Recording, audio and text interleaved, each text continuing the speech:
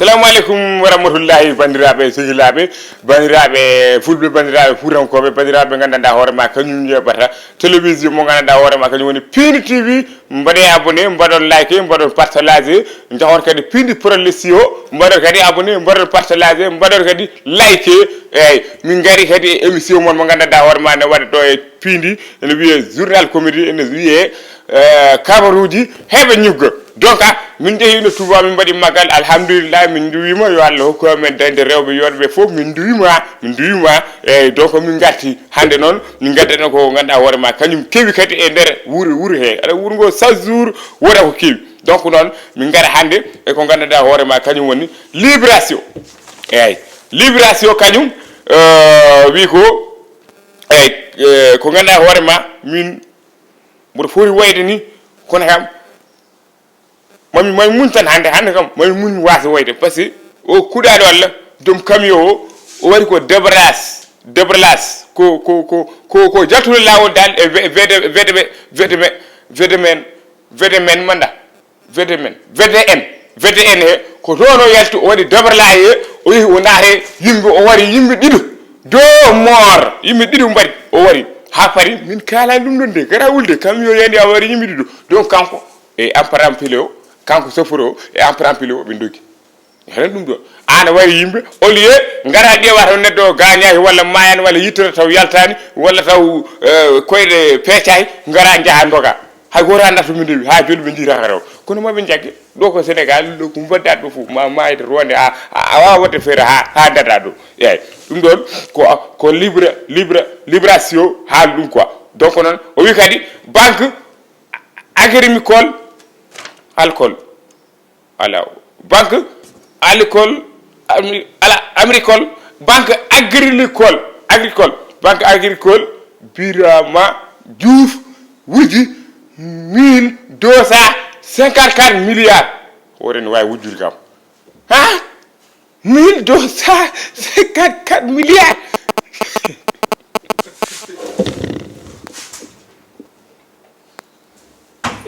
subhanallahi ha ode kam wona o kono serendi ko koreji cambane kono o wawi wujjude subhanallah 1254 milliards allahumma salli ode kasni banque agricole wujji 1254 milliards ha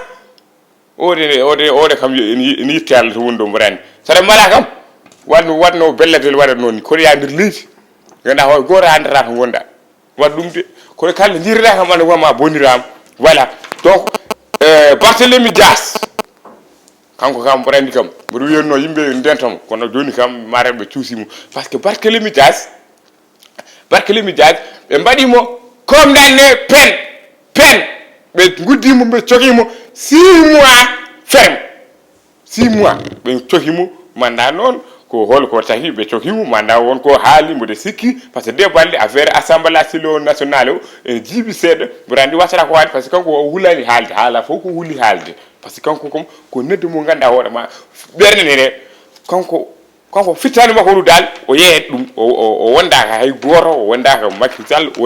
wondaka kanko ko wela fof haalata ɗum tawi kanko wonko waɗi mboɗo andi wasata ko haali ɓe mbaɗimo commandant 6 mois de la peine voilà sen gumima libération en gaɗaɗe les écolos sagilam les écolos wi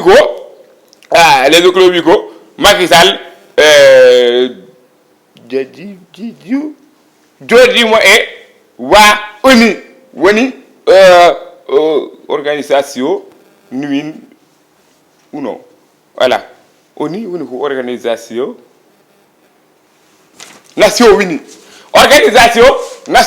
Unies Macky Sall yeehi joddimo ɓe haalniɓe koɓe darata noon Macky Sall wiɓe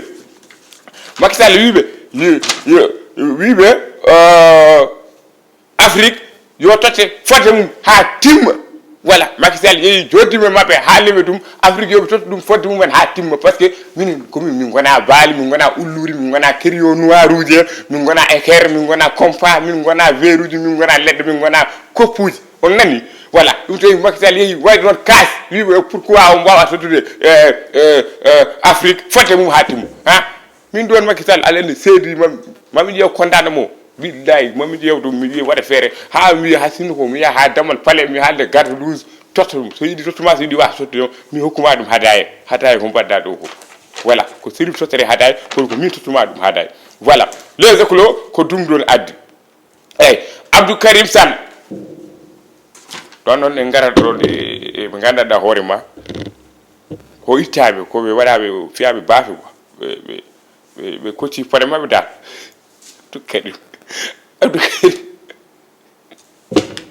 no ɗum ene yirmini barka Allah ene jallima tumin Macky Sall ha wiyam yettaɓe salɓe ɓuuri hewde ɓe uttiɓe donc noon ɗon waɗaɓe ɗo ɓe lomtiniɓe oɗon de ƴeewe jogata hakkillaji de Macky Sall kañum wonda a yiyatmo ni omo daldema o fijjema cikka kono reno ɗe de Abdou Karim Sall oɗo o ittama joni Abdou Karim Sall ittama Malick Sall ne maître Malick Sall ndeysan Seguel Moussa Niang ndeysan o ittama kankone maître Malick Sall mo ganduɗa hoorema haala sa haalta ministre de la justice o ittaɓe ene kewi noon ene mbayno leydi kono wonmo ganduɗa hoorema kañum ittiraki abadan dayima tan on wawa ittede on woni Daouda Dia le directeur général de TELE mo gonɗon ɗo mo gonmiɗo ko kanko waɗimi dow kanko tagimi kanko wonimi ɗo omo yobami c'est ça kanko o wattama première kesele à l'Assemblée nationale ko wonno ko o wattama ɗum renouvelé o wiyama yo continue par ce que ko waɗata ko ene yooɗi yimɓe fof ene beltema makko one gandi o ñamani kalis o fijirani kalis o mahirani galleji makko kalis o wajirani ɗum e famille makko kalis no tosirani ko noon no waɗirta ɗum voilà maître Daouda Dia monsieur Daouda Dia première caissier à l'Assemblée borom Piindi TV a wiyama ya jogoro jaam te inchallah ko goɗɗum ni ma fattan an ko ɓuri ɗum ma dañɗum so Allah jaɓi par ce que aɗa laaɓi reedu a hewani haala voilà c'est ça quoi tenkumin ɗon garen to ganduɗa hoore ma pardon e garden to ganduɗa hoore kañum woni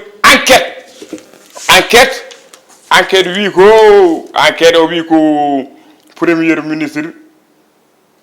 Amadou Ba ok e Moussa Bocar Thiam ko Matar Ba de fetti korel Matar Ba o fetti korel e affaire ministre lagal ngal kanko woni premier ministre joni o wittama ko oɗo Amadou Ba o witti ko Ba watti ɗon Ba o wittiro Sall wattiro Sall Macky Sall ne jogui tactique de jeu barke Serigne Bamba Macky Sall aɗa jogui tactique jeu de guitta Ba mbatta Ba Sall guitta Sall mbatta Sall ene hawni noon Allah seedi Macky Sall oɗo omo jogui hakkille donc o witti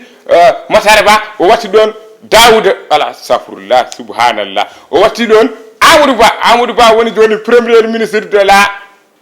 Sénégal premier ministre de la Sénégal kono sehilam dow bayam mo ganduɗa hoore ma mboɗo anduno ñanden tan mboɗo haala ɗum ɗo émission jimi yo Allah hokkumo wonde premier ministre ha faami kanko par ce que kanko e kawam jadata konko woni Moussa Bocar Thiam Sekil Nourdini Ly a mi ñaguinomo ɗo ñande en ya won premier ministre e waɗeteɓe ministre ɓe yaɓe mbaɗe hen ministre donc noon Allah newni duwawam jabama par ce que min ha dowmo bayam ko camdeteremi ko camdetereɗa on woni Moussa Bocar Thiam ya jogoro jaam maire de la Wourossogui ka maire Fouta fof an ka maire Fouta fof par ce que cukalel tokkotire ko minen jiiɗi de Moussa Bocar minen jiiɗi 22 ans min heccimo seeɗa min ko 28 ans kanko ko 22 ans nan ɗo nayi o woni premier ministre ala o woni premier ministre ala o woni ministre mbiyannomi o waɗama ministre donc o woni maire kadi do Wourossogui par ce que ko gollata ko ene yooɗi yimɓe fof ne gandi ene yooɗi ne waɗi fayida te ko cukalel tosel Sekil Farba Sekil kaw Nourdini Ly kawam ala gaddet voilà doomu bayam kadi camjotorimo yetta Thiam Wourossogui naɓe beltoɗe nayode mbaɗe fête de la nationale de la ministre Moussa Bocar Thiam donc nan ko ɗum ɗon enquête wi ko ɗum ɗon enquête wi sen gumnu ɗon e gummore ɗon garen en ko ganduɗa hoore ma kañum woni Estat kam wi ko Sénégal e Bolivie eyyi kamɓe zuwata samedi inchallahu rabbi donc noon yo Allah newnu emin ñaago yo Allah hokku amen fiideɓe malgré ça ko kala ko ɗum ɗo de ko amical ko amical kono yo Allah hokkamen fiibe ha maade rondo donc nak Sénégal tinode non de tinode no feewde wana jiyonno Bolivie min woni ko nde ngodo wuro mara boyan ko wada kerele ngodo wuro boyan ko wada kerele mat min de min medan nande Bolivie hande go medan min nirnande Bolivie meda yide kore jam ne yana wi danima Bolivie wanda wala mbiyo neddo TikTok indi mum wala dum do mu drapeau TikTok ala drapeau Bolivie mi yaani hande go donc nak tinode tan pion be ha maade rondo pion be tan nande tan onon donc nak le 25 kadi Sénégal et Iran kambe be porte quoi Sénégal et Iran be porte kono kam wonbe ganda ko rema kam ngari ko nganima duttime kole baadi be donc nak jaawo balle keta kanyum ne wanda fo ko wadi kono on ko biya wadi donc affaire dopage o wadama suspender manda affaire dal min dawo manda fo ko nanuma di afruñi ha say vende to ligo ya wara yatrema sey ko dole tagi yar wara affaire dopage kay andano ko mbiruji guyji en walla ballege en walla won ben bomba ala bomba di wadade ko non way kankal gal usira afami donc nak ya wara yatrema bur ko mata do ka bi pullo min harsini mer sa hay émission hakari ya bonnidu ti ya bonnidu l'émission wallahi parce que do joni min mi hessi parce que commune hal pulre ka pullo jaha adiya nganda wore ma min mamin kersu ya ha wona lawla nen woro woyno amen way no mo puleur pas ok donc daw balle dal a hersini amen voilà donc nak odo gandi bandon ni wadi ni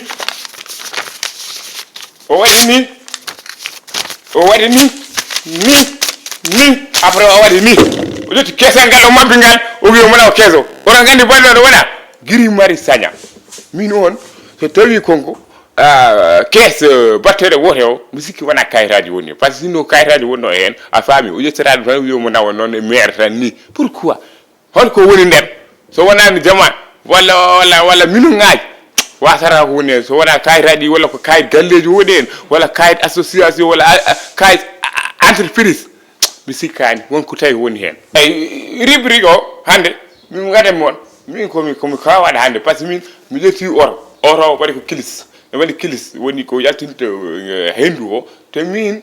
correctement cambures ngari mi ha correctement camburel ha buron ko mi tan ko yomi yaltu tan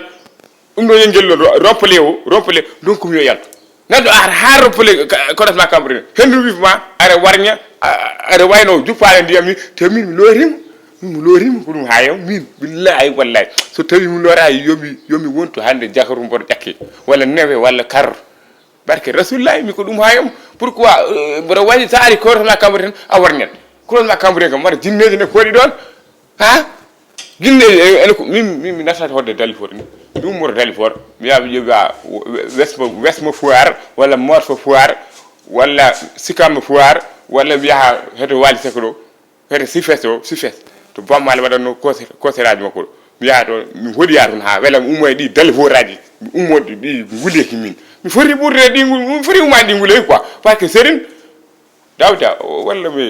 walla me westu foire way mi hodi ya westu foire parce que mi sampi dalifor mi sampi di hay bamdi danato nana bamdi ne ngaha le tan gonne fuut ha hay ro konda do dalifor do wesas ko mi mbalko ha alero nana bamdi ngata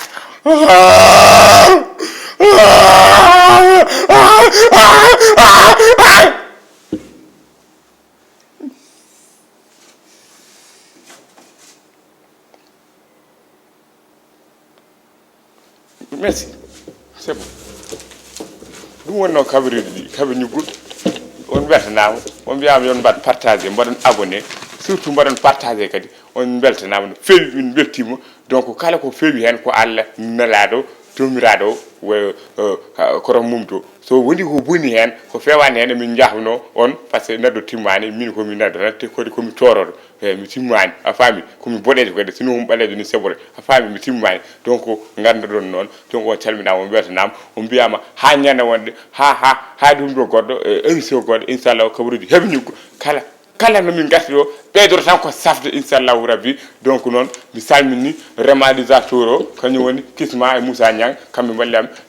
caméraman o won ton ko Thiat bu walu eyyi joom émission bello e monsieur Camban séréer jam tugulor donc dal on beltanama on calminama mi salmini kadi kawam baba Nourdine Ly kaw Nourdine Ly voilà ma woni ministre tinno tan ka wonani tinno ɓeydo tinnade ok thank you very much bonne nuit bonne mourial bonne année bonne fête d'année bonne début d'année merci je t'aime I love you merci